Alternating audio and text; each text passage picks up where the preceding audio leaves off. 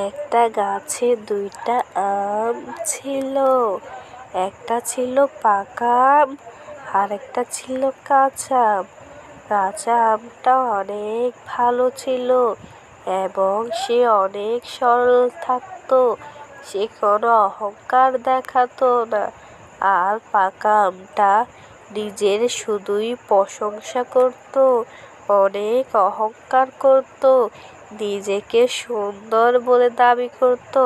এক সময় দুজনে কোমল ঝগড়া করলো। তারপর একটা চড়ুই পাখি এসে পাকা আমের ঢালে বসলো। পাকা আম বলল, তুমি আমার ঢাল থেকে চলে যাও। কাঁচা আম বলল, চড়ুই বন্ধু, তুমি আমার ঢালে আসো। তারপর চড়ুই পাখিটা কাঁচা আমের ঢালে গেল। আর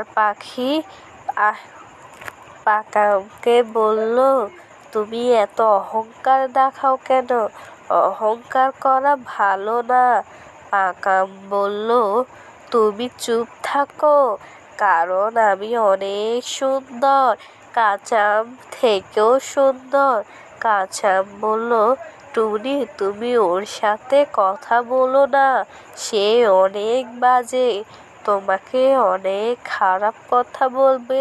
পাকা আম এক সময় একটা লোক এলো আর এইভাবে আমটা পেড়ে নিয়ে গেল।